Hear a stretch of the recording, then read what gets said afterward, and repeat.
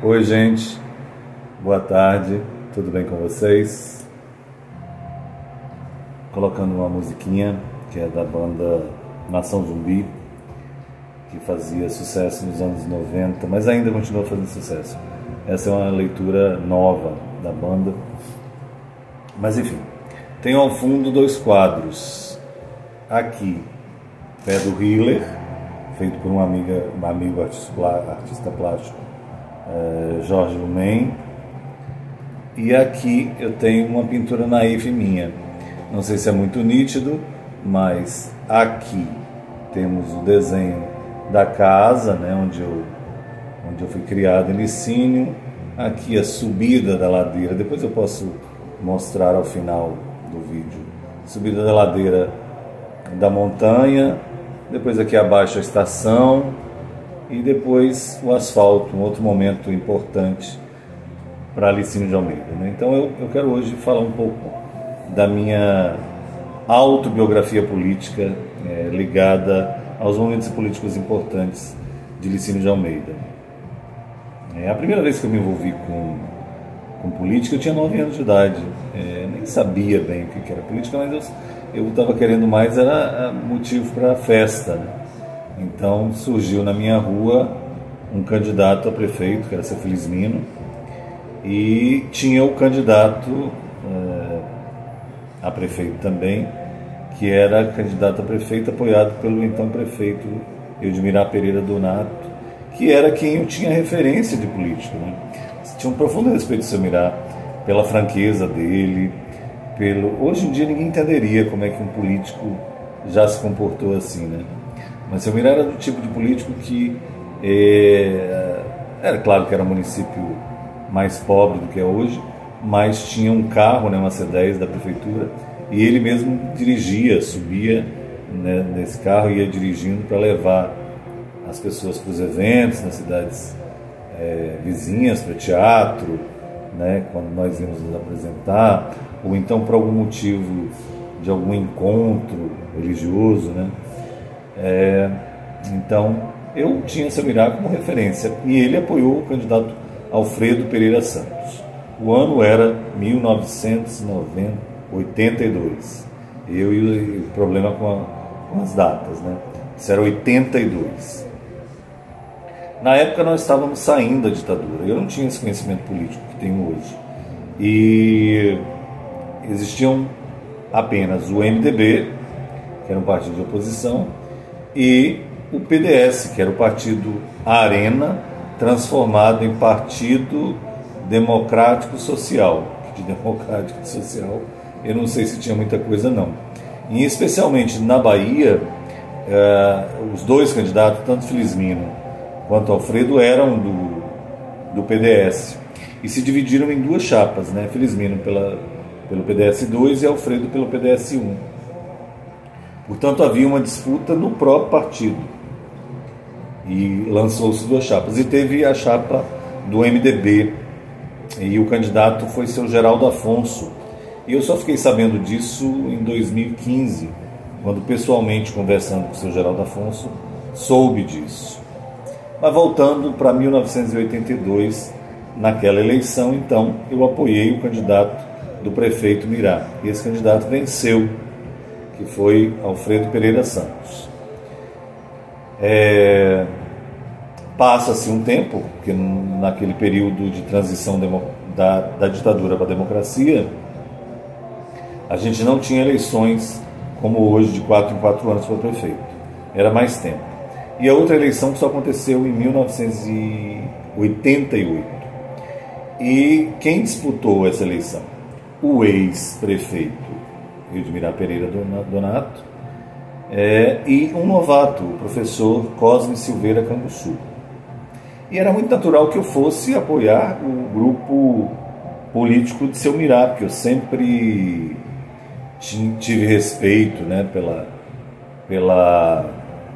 composição política que ele fazia. Tinha apoiado o ex-prefeito, que até ali ainda estava prefeito, mas era seu último ano de mandato, Alfredo Pereira Santos, mas via a possibilidade de ter seu Mirá de volta. ao poder. Eis que entra na disputa o jovem Cosme, um professor, funcionário da mineração Urandi, e eu, em determinada vez, como um adolescente, fui participar do comício dele. E quando eu estava indo e participei, no outro dia houve cobranças, né?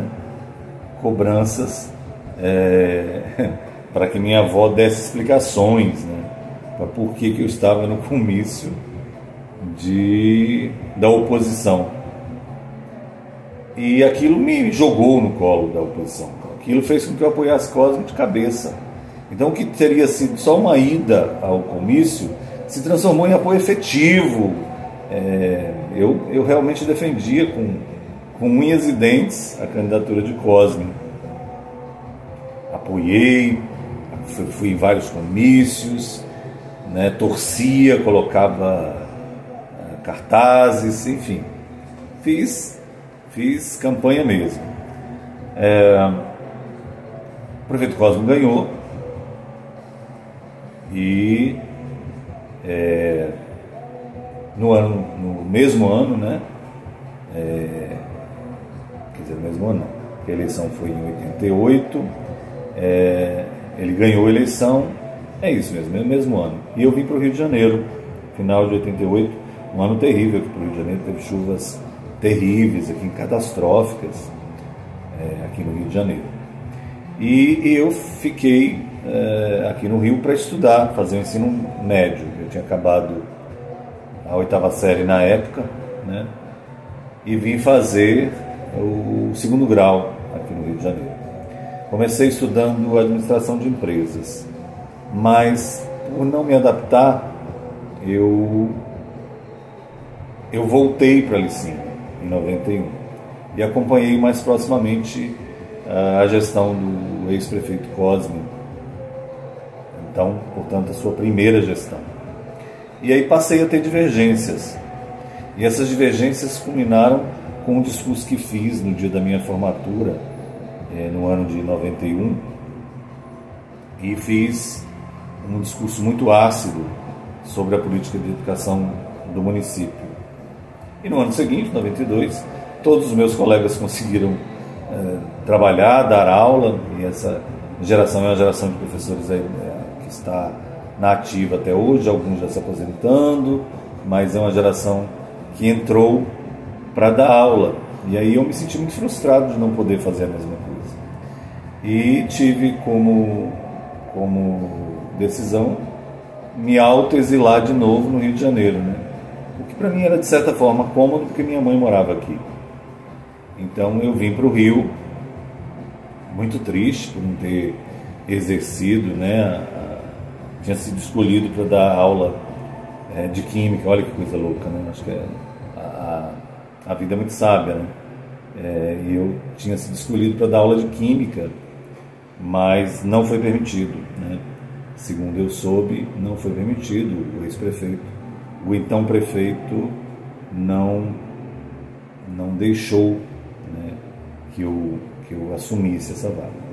E eu vim para o Rio, mas eu acompanhei o processo eleitoral, e acompanhei basicamente porque tinha como concorrente de oposição, né, Dr. Áureo. E vou chamar de Dr. Áureo, embora eu tenha uma certa implicância de dar o título de doutor a quem não tem, embora eu saiba da cultura de se chamar de doutor aos médicos e advogados. Mas aí, quem tem doutorado de verdade nunca é citado, né? Então, eu sou doutor e não uso isso como arrogância, não, mas é só para fazer valer, fazer jus a uma luta que tive, né? Um estudo que tive. Então, em memória daqueles que estudaram para ter o título, eu não darei o título a quem não fez isso. Mas vou abrir uma exceção e chamar Dr. Áureo, que era um homem que eu respeitava profundamente, primeiro porque desde criança me tratava maravilhosamente bem. Eu frequentava a sua casa desde a infância, porque minha mãe era empregada doméstica de lá, e lá, diferentemente de outras casas que minha mãe trabalhou como empregada doméstica, eu era tratado como um dos filhos dele. Brincava, entrava na cozinha, na sala, onde quisesse, ele me mostrava livros, ele me mostrava discos, ele conversava comigo. Então eu tinha uma veneração para o Dr. Áureo. Em 92, ele me comunicou que seria candidato e eu o apoiei. Eu não estava mais lá, mas o apoiei firmemente. Não tínhamos internet para a gente acompanhar, e no dia da eleição eu estava ansioso e ligando muito para saber o resultado, e fiquei muito triste quando soube que ele não tinha vencido, que tinha vencido naquela primeira eleição o ex-prefeito Alfredo, que retornara ao poder, né, em 92. Então, nessa eleição, Alfredo retorna como prefeito e Dr. Áureo perde e ganha o candidato apoiado pelo prefeito de então, que era Cosme, e que apoiara Alfredo. A segunda gestão de Alfredo, a meu ver, não dizia muito para mim, né? Claro, certamente tem situações realizadas por ele, mas eu considerava que Dr. Áureo seria um candidato mais adequado. Essa é a minha percepção. Obviamente, há controvérsias, né? Muita gente ficou descontente quando o Dr. Áureo, na eleição seguinte, inclusive, que é da eleição de 96, ganha como prefeito, e aí disputando com o ex-prefeito Cosme, que retorna ao poder depois de algum tempo, derrotando Dr. Áureo, né, na eleição de 2000. Então Cosme, em 2000, retorna ao poder e não dá, nessa época já tinha a reeleição, e Dr. Áureo perde na campanha em que era candidato à reeleição. Mais uma vez eu fiquei muito triste, né? Ainda que tivessem muitas críticas à gestão do Dr. Áureo, e eu aqui não quero entrar no mérito, porque eu não estava na cidade. Quem estava na cidade é que acompanhou de verdade aquele período, né? Eu estava fora de lá e, portanto, eu tinha apenas admiração. E torci mais uma vez para ele, e fiquei muito triste quando ele perdeu para o ex-prefeito Cosme, que aí já estava voltando ao poder, né, efetivamente depois da sua primeira gestão. Era então a sua segunda gestão, e ele teria vencido, né, aquele que eu considerava um dos seres humanos mais interessantes, né, de referência da minha juventude. Então eu basicamente fico no campo da oposição. Alguns poderão dizer: nossa, você estava então ainda com muita raiva, muita ira de ter sido perseguido pelo prefeito Cosme. Talvez tenham razão. O fato é que eu acompanhei de uma forma muito crítica a gestão do prefeito Cosme, né? E tanto é que na eleição seguinte, que se deu em 2004, eu apoiei abertamente o candidato José Neto, também médico, e que assumia o protagonismo de ser um candidato de oposição. Ali na campanha de Neto, no palanque de Neto, eu conheci o também jovem médico Alan, e me parecia uma pessoa com um poder de sedução muito grande para a política, né? Um líder nato, que, a meu ver, já ali parecia querer ter o protagonismo político, mas que talvez não tenha tido a conjuntura favorável. Então estávamos no mesmo palanque, apoiando o jovem Neto, o jovem José Pereira Neto, salvo engano. E isso era em 2004. Em 2008, e nessa eleição então sagra-se vitorioso o prefeito Cosme, fazendo a sua reeleição, indo então para o terceiro mandato. O prefeito Cosme faz um terceiro mandato que eu considero bom, e aí muita gente vai talvez divergir comigo, e até eu mesmo na época não tinha compreensão, mas o prefeito Cosme faz uma coisa muito interessante. Ele dá continuidade àquilo que ele tinha trazido na campanha dele da primeira eleição em 88. Eu me lembro que o ex-prefeito Cosme passava de casa em casa, acompanhado de sua mulher, a professora Marlene Luiz Pinto Canguçu, mostrando um croquis de reforma, de revitalização da lagoa, de urbanização da lagoa.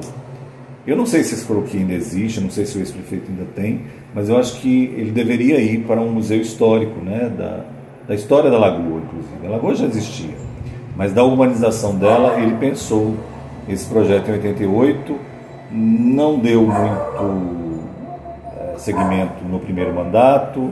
No segundo mandato dele, já bem depois, ou seja, de 2001 até 2004, ele também não faz grandes movimentos e volta a fazer na eleição seguinte, né, em que ele cava toda a cidade, abre grandes buracos, muitas ruas de Almeida, o que causou um desconforto muito grande à população, e eu mesmo falei muito mal, né? E é bom que eu faça autocrítica aqui, e que era o início daquilo que se transformaria na lagoa como hoje temos. Por quê? Porque ele canalizou todo que caísse de água fluvial, né? Canalizou lá para a lagoa. Então, sem essa obra, a hoje urbanizada lagoa não teria a facilidade de ser concluída. Então eu dou esse mérito ao ex-prefeito Cosme. Acho que é importante a gente fazer esse resgate histórico, né? E aí, na eleição seguinte, que é em 2008, o prefeito Cosme já então, no final do seu terceiro mandato, apoia o farmacêutico Hernandes. Hernandes era um jovem que eu tinha tido contato, que era da minha geração, ou próxima dela, que tinha estudado fora, era um farmacêutico, uma pessoa que eu tinha muito, muito carinho, e ele foi candidato, então, contra o médico, né, Alain, e venceu Alain pelo PV. Nessa mesma época, na eleição de 88, aqui no Rio de Janeiro, eu estava apoiando fortemente a candidatura de Fernando Gabeira, do PV. E nessa época já tínhamos internet muito claramente, né? E eu tinha um blog e eu fiz a bandeira verde tanto aqui quanto lá. E aí dei meu apoio à candidatura de Alain. Obviamente, Alain não ganhou por causa da minha candidatura, do meu apoio, né? Obviamente. Ele construiu todas as bases para vencer naquele ano. Acho que já contava também com o desgaste do ex-prefeito Cosme. Tomar uma aguinha. E aí, ele foi eleito. A primeira gestão de Alain, como um adepto, né, do ambientalismo, já começou a me causar estranhamento, porque eu vi ele estimulando os desertos verdes do eucalipto. Ali eu já tinha um conhecimento socioambiental que me permitia prever o que se tornaria licínio num curto tempo. Que, para quem não sabe, os eucaliptos, eles são árvores, né, que sugam o máximo de água que encontram e, portanto, provocam uma desertificação. E aí você vê verde por cima e deserto por baixo, porque os lençóis freáticos são sugados, são drenados para alimentar esses eucaliptos. Graças a Deus não se prosperou essa cultura do deserto verde. Teve lá seu ápice, mas não causou muitos estragos, né? Hoje em dia nós ainda temos bastantes córregos, rios que existiam e que não existem mais. Portanto, as bacias hidrográficas foram prejudicadas, mas eu não tenho elementos científicos para dizer que foi por essa razão. Então, apenas estou baseado na minha suspeita. E, portanto, está no campo da suspeita, eu não posso acusar, obviamente. Depois temos a eleição de 2012, em que tem de novo a candidatura de Alain, prefeito, e a tentativa de volta do ex-prefeito Cosme. E aí eu vou fazer um parênteses para dizer sobre um conceito que é importante: hegemonia política. Se nós olharmos bem, de 88 até 2012, o prefeito Cosme tem a hegemonia política. Foi o prefeito que mais esteve no poder. Então ele fez uma história, ele tem uma história política no município. Falando bem ou falando mal dele, ele tem uma história política e de hegemonia. Essa hegemonia foi quebrada exatamente no ano de 2012, com a eleição de Alain. E Alain, então, vence o ex-prefeito Cosme, que tentava voltar ao poder, e permanece no poder, né? Fazendo a sua reeleição. E aí, nesse período, foi de muita crítica minha, muita crítica mesmo, a gestão de Alain. Então, certamente eu era tido como persona não grata pelo ex-prefeito Alain. Então, eu já era persona não grata pelo ex-prefeito Cosme e já era pessoa não grata pelo prefeito Alain. Portanto, eu era persona não grata. E aí vamos para o ano de 2016. Eu dou um pulinho antes, que em 2015, em julho de 2015, eu fui em Licínio de Almeida e levei a base do que se tornaria o Partido Socialismo e Liberdade, que foi fundado no ano de 2016, tendo como seu primeiro presidente no município o senhor Geraldo Afonso, e depois Denison também. Enfim, esse foi um curto espaço, porque nós gostaríamos de ter candidatura em 2016, o PSOL. Conversamos muito fortemente com o senhor Geraldo Afonso, que havia sido resistência e oposição lá em 82 e parece-me que também em 88, e chegamos a discutir a possibilidade de ser Geraldo Afonso ter sido candidato em 2016 pelo PSOL. Isso não aconteceu, o PSOL não lançou candidatura e estava lançada a candidatura do atual prefeito Frederico Vasconcelos, que venceu as eleições disputando contra o ex-prefeito Cosme. E aí eu volto a falar em hegemonia. Então, ele é na história recente, né? E, portanto, na maior parte da história política de Licínio de Almeida, ele é um político que esteve presente em várias disputas.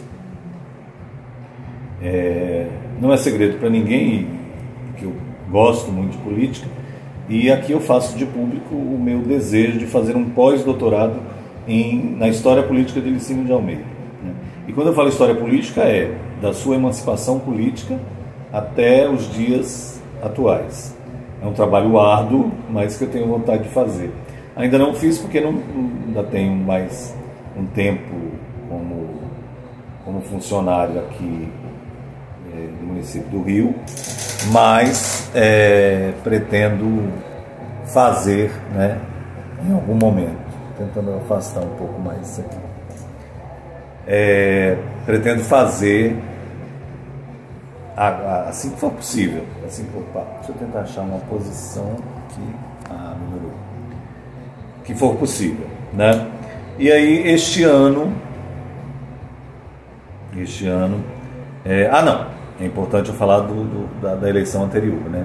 De 2020, que é um ponto fora da curva, que é Licínio de Almeida não ter candidatura de oposição. Eu fiquei muito curioso naquela época para tentar entender o que tinha acontecido, porque desde que eu me entendia por gente, Licínio de Almeida tinha disputas, né? Tinha disputas. Se a gente voltar lá atrás, Licínio de Almeida tinha disputa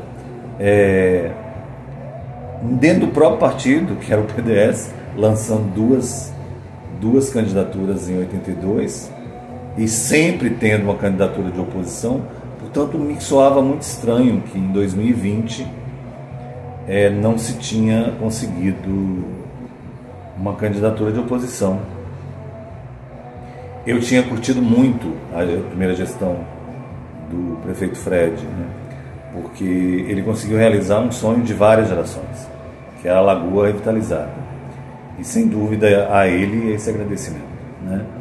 Alguém que vem de fora, inclusive daqui do Rio de Janeiro, e que chega em Licínio e realiza o sonho de várias gerações.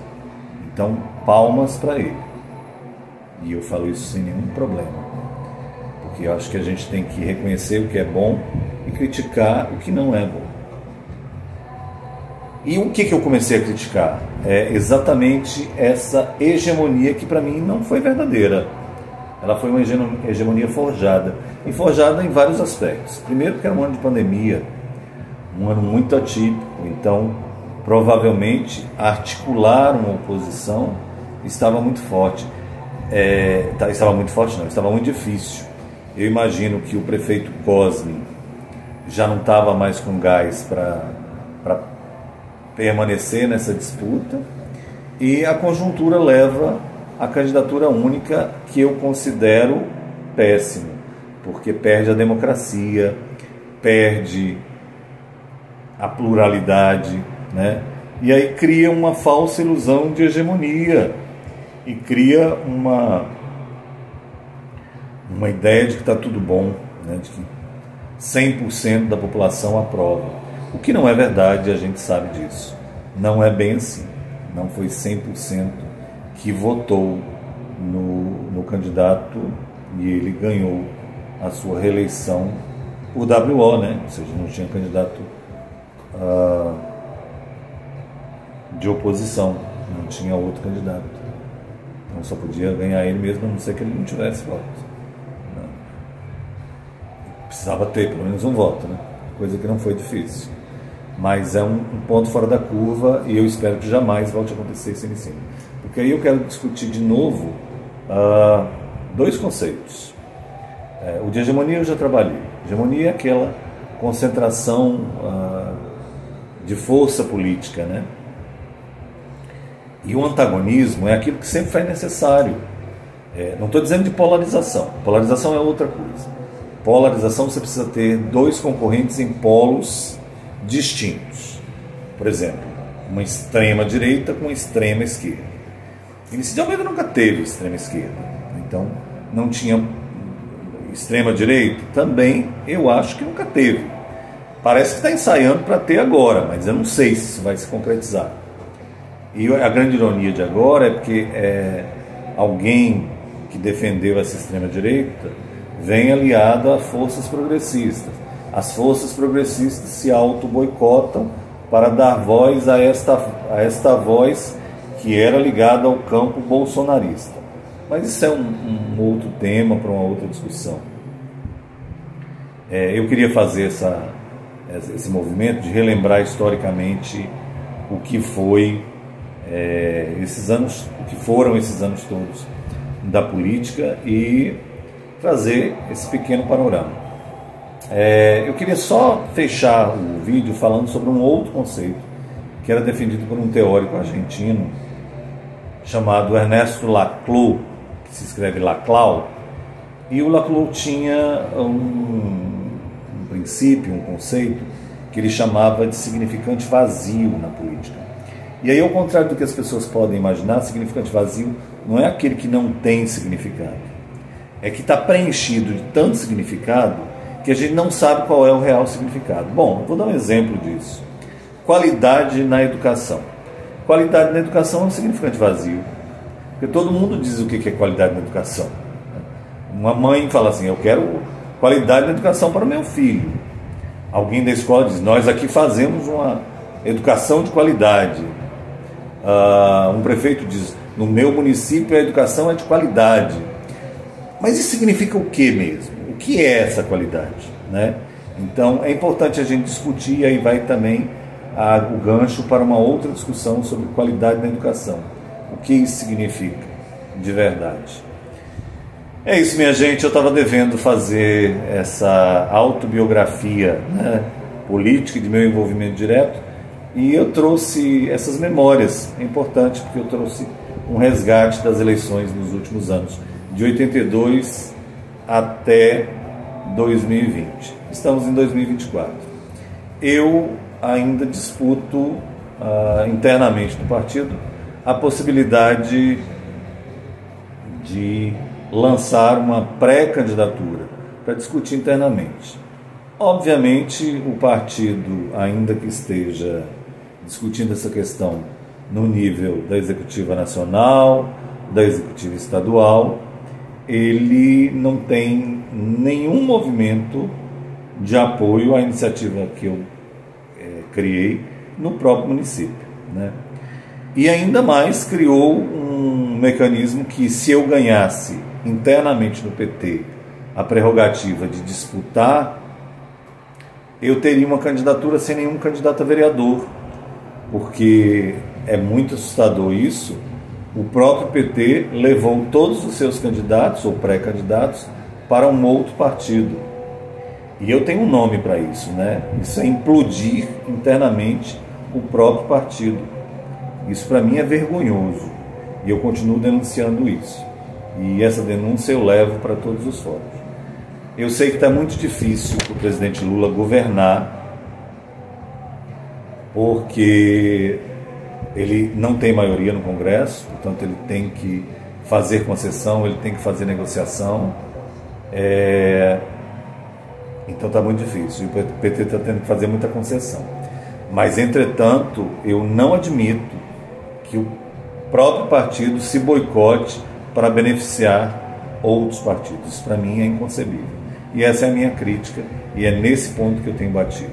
É muito provável que eu não consiga a candidatura, como a grande maioria das pessoas já sabe, mas eu estou fazendo a luta para demonstrar o absurdo dessa situação, que é o PT de Licínio boicotar-se a si mesmo para facilitar a vida de outro partido, né?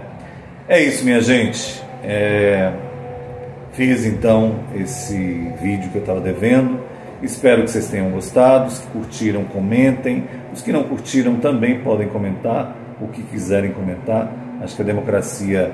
Eu lembro lá de Estela, minha amiga, filha de Cefelismino, que continuou chupando jabuticaba comigo nos pés de jabuticaba, mesmo quando eu disse, mas eu vou apoiar o outro candidato, que não era o pai dela. E ela disse, tudo bem, mas eu posso continuar sua amiga, né? Eu falei, claro, e a gente continua amigo. Pena que nunca mais eu soube de Estela. Mas é isso. Um grande abraço a todos e a todas. E até o próximo vídeo.